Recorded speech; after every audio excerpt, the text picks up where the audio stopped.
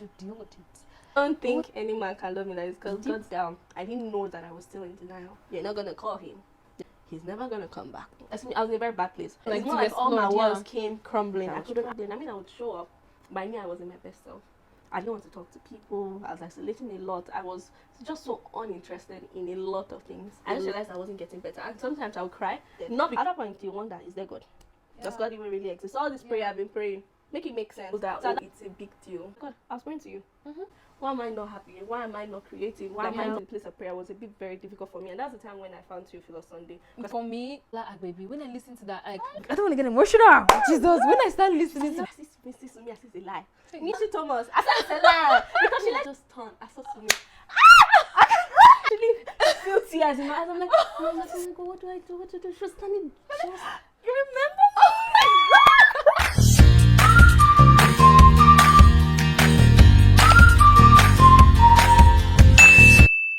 Hi loves, the girl is super hyped today. My name is Sefa and you're welcome. Please do not forget to subscribe before you leave to join other family members if this is your first time here, and give this video a thumbs up if you enjoy watching it. So we're talking about very sensitive foreign topics. Okay, I'm going to ask Sarah a few questions and we're just going to go straight to the point. I said so much. Hear from her. So hi Sarah. Hi Sarah. Are you happy? Yeah. You're a Christian, of course. You love God. Are you a Jesus body or a Jesus baby? A Jesus baby. Okay. Sprinkle. Just a sprinkle, because I think most people tend to think that once you're a content creator, then you're a baddie. They expect you to have a certain standard. There's a certain expectation, right? But I wouldn't regard myself as those people who are holy at that, like, I don't wear trousers. I have to dress a certain way. I'm not supposed to have piercing. No. I wouldn't regard myself as that. So I also believe that we should look good. The fact that we're Christian does not mean that you should be shabby. Doesn't mean that, you shouldn't know the trendy things of life and all of that. I mean, you just have to guard your mind, guard your thoughts and all. But it doesn't mean that you should let yourself fade off just because you're a Christian. I don't think that's it. Yeah. So I content on your page when you talk about like rejuvenating, connecting with God, like your Bible was a fanciful Bible and all that. I was like, oh my God, this is really beautiful. So when did that realization come in? Yeah.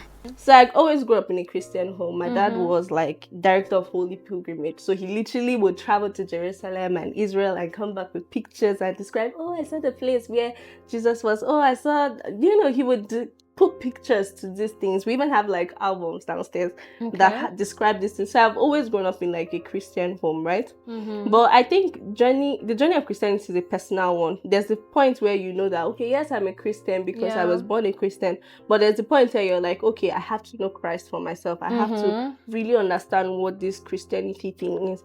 And for me, I think if I look back, I can't really put a date to it. But it's just been, I need to read my Bible more.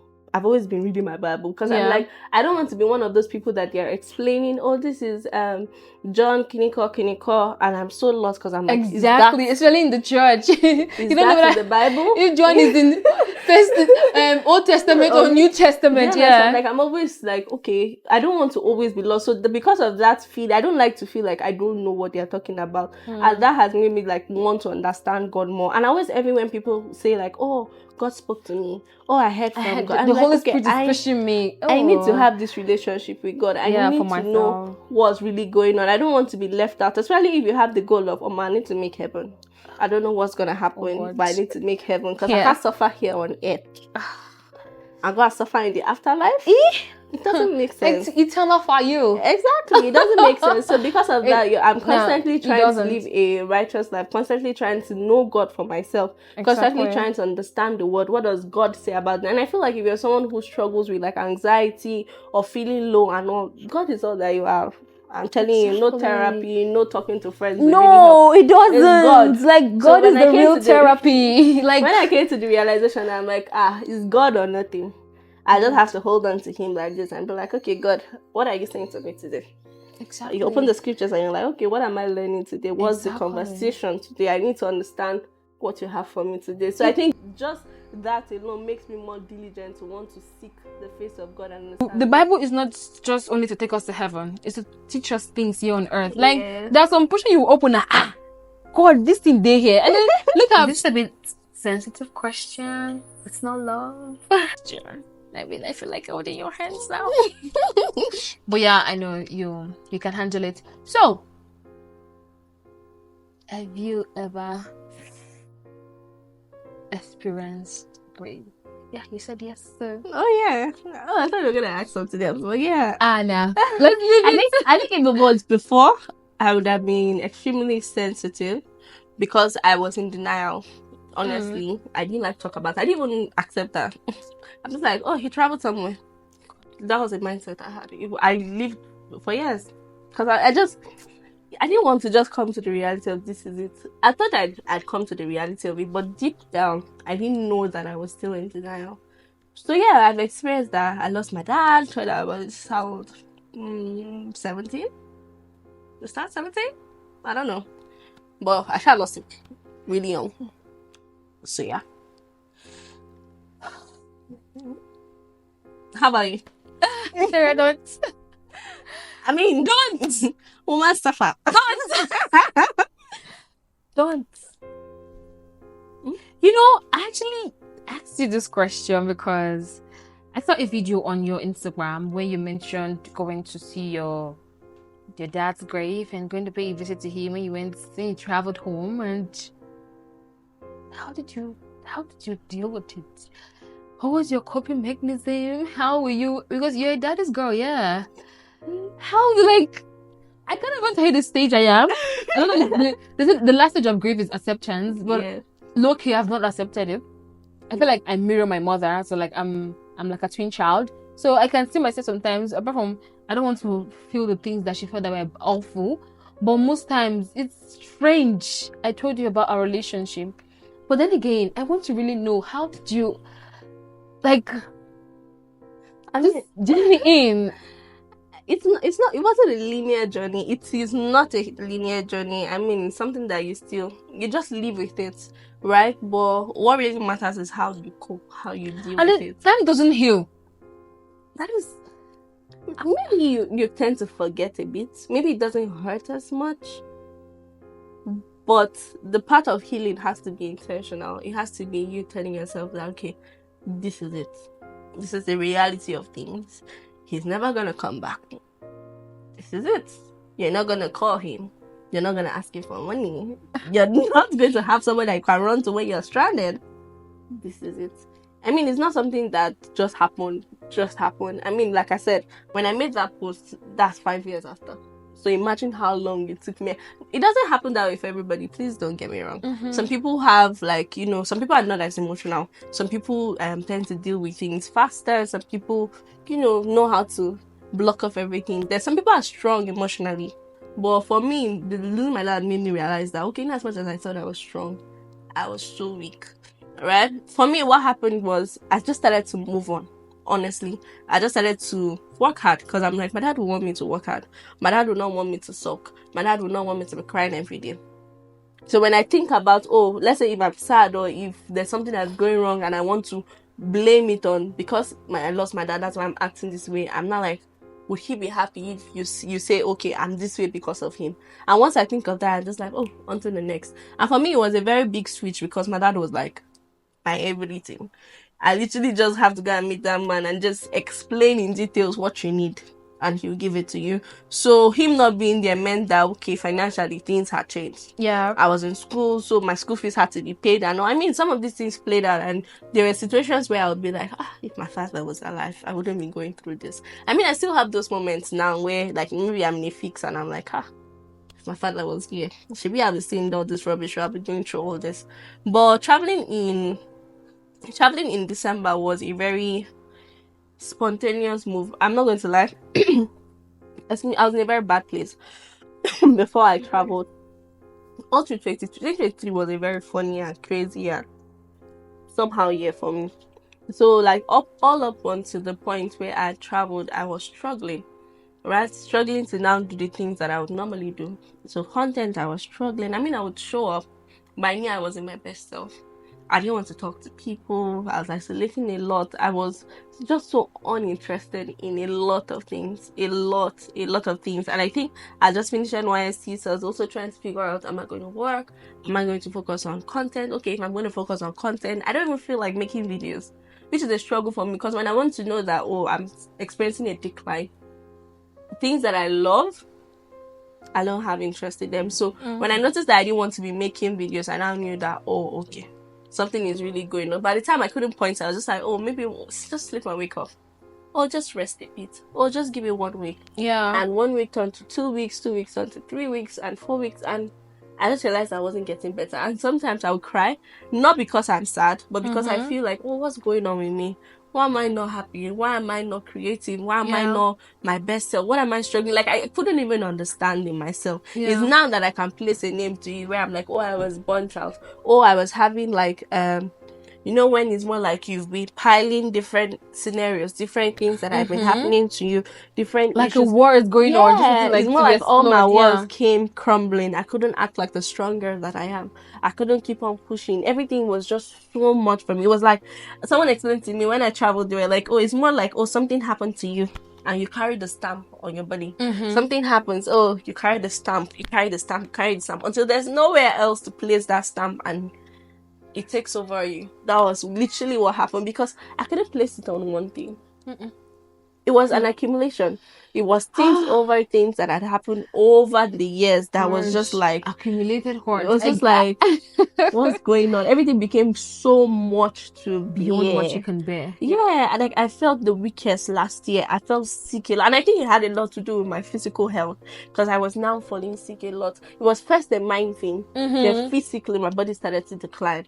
So things that would normally take me like an hour to do, I take like 3-4 hours. I decided to feel like I'm a very useless person. I was so unproductive.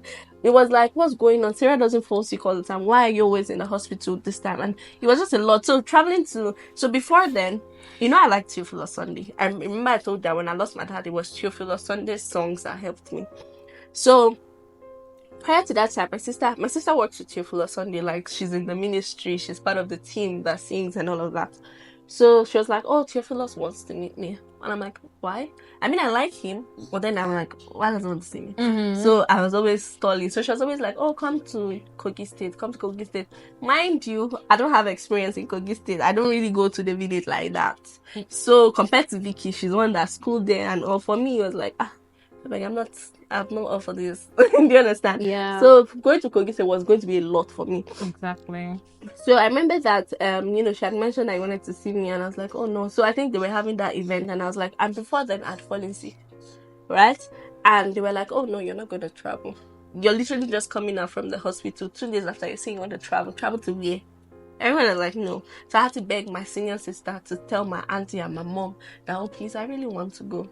Right? I really want to go. Maybe this might just be it. Maybe this might just be like it. The breakthrough you need. Yeah. So Theophilus was like, because I was like, oh, I've never traveled. I don't want to use along. I don't know how to get to Kogi State to by myself. And they wouldn't even let me travel by myself because my sister was already in Kogi State. So he was like, you know what? There's a car coming to pick some of the delegates that are coming to the event. Come with the car. So I was like, okay, no problem. And I traveled, and the rest was... See, when God wants to, like, meet you... Yeah, like, he makes everything possible. Like, he just... There's a hurdle here. It's making another way here. You don't have to, like, struggle with clarity. Is this what you want, God? Is this what I want for me? It's just like, this is the sign. I'll give you 1 million signs that I need you to do this thing. And it's happening. Yeah. So that was it for me. It was a different encounter for me. I'm not going to lie. Every day had its own story. As I was there for like a week or two, right? And every day was just a different encounter. I remember the pastor preaching. So, okay, let me tell you about this one. So before I traveled, I had a dream one time where someone was talking to me, and she was like, oh, you know, I should download an app. He was like, I should download an app. And when I download the app, I should check Hebrew 11 or Hebrew 11. That's or clear. Hebrew 12. That's clear. Download the app and all. So when I'd woken up, I was like, okay, let me check. It didn't really make sense. Right? I was like, okay, yeah, I understand the Bible. Okay, so I think after the person told me he went, then I saw a woman. She was telling something. I'm like, oh, that man said I should download something. That man said I should. I was like, oh, download it now. And then, okay, and then he was like, oh, that when I download the app, I should go. Right? I should make sure that I travel. And I'm like, oh, travel? I don't want to go. He was like, oh, just make sure that you travel and all of that. Yeah? Man. Yeah. So she was like, Hebrews oh, what? so I was Hebrews 11.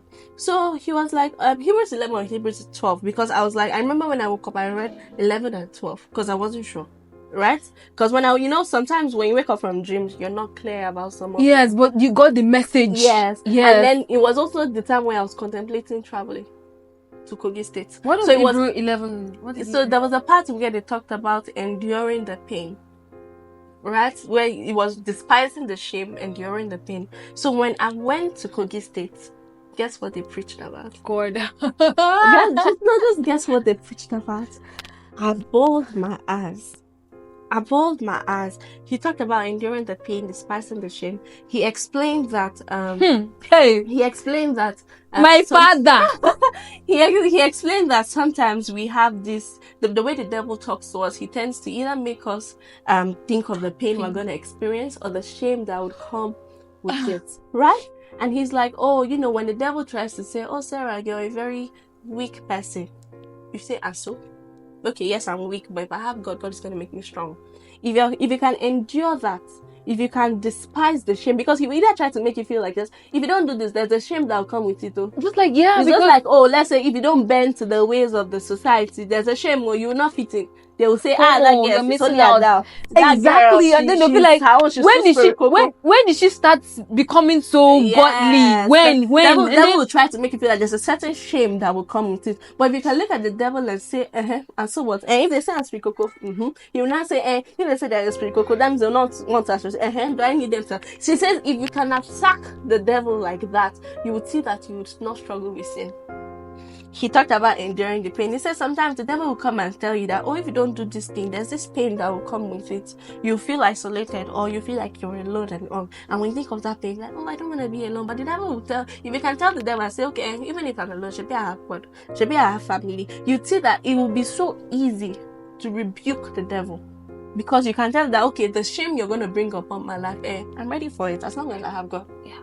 The pain you're going to bring, as long as God is with me. Because the pain that you feel now is nothing compared to the joy that is coming. Yeah. So every time I reflect on that part of St. Paul's teachings, I'm like, well, why did you have to take my mother for me to understand that there is more to you? I don't know, because I really ask God. That's what every time I sit down, that's pain crossing again. Like, do you really have to take that woman to make me feel like you want me or you want me to know you for who you truly are?